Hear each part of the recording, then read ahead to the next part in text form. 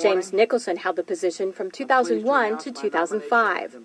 I always said I practiced moral diplomacy. During the more than 25 years of his pontificate, John Paul II dramatically raised the profile of the papacy on the international level and played a key role on many fronts, such as helping to bring down communism in Eastern Europe.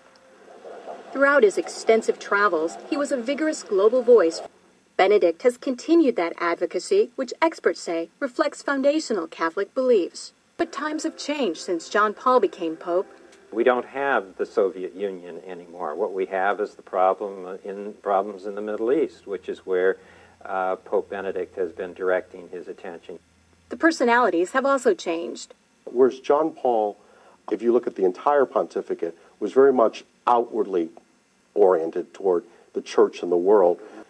But Benedict again generated controversy in the Islamic world on the Saturday before Easter, when he baptized a prominent Muslim journalist at a service in St. Peter's Basilica.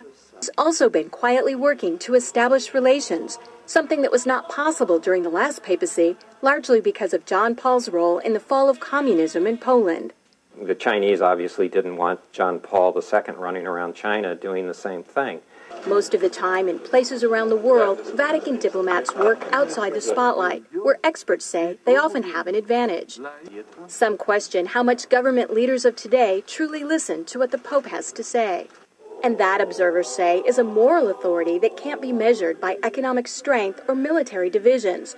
A moral authority Benedict hopes to draw upon when meeting with U.S. officials and speaking before the United Nations.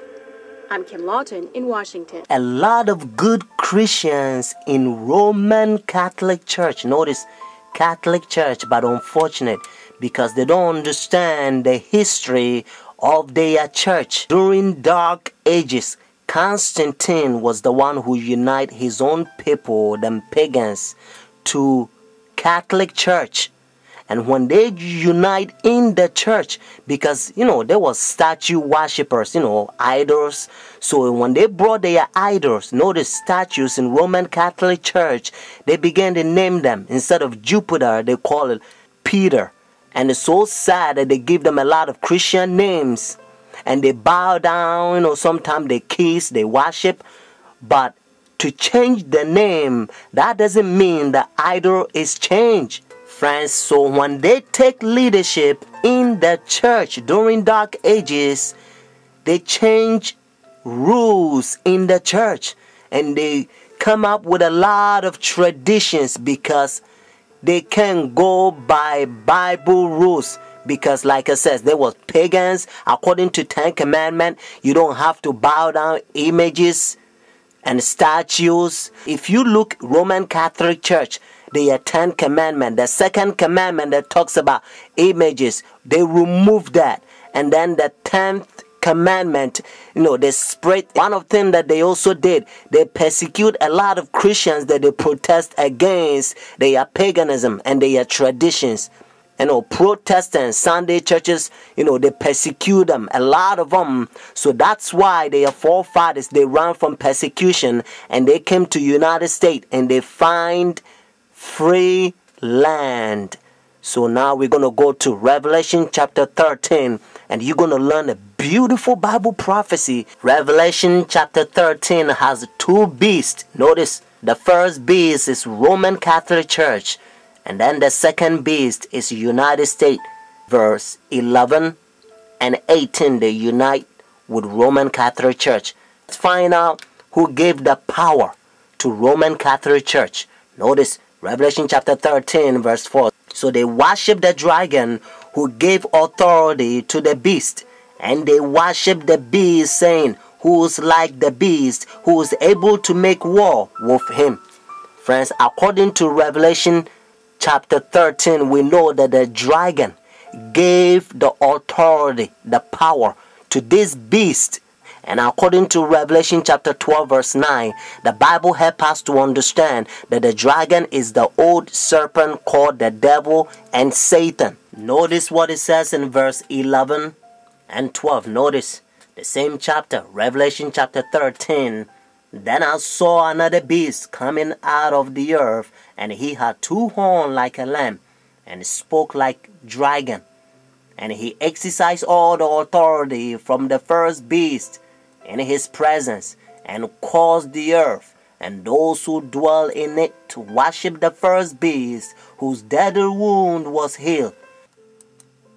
Just in case if you're thinking about any country, they don't fit. Whether it's China, India, Iraq, or Africa, they don't fit.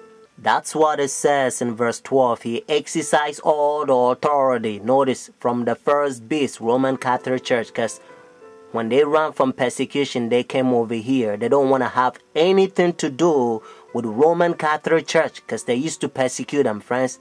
That's what it says. And again, I want you to get this so that you will know that it's the United States. Verse 12, he exercised all the authority from the first beast. But unfortunately, the same verse 12 says, and caused the earth and those who dwell in it to worship the first beast, whose deadly wound was healed.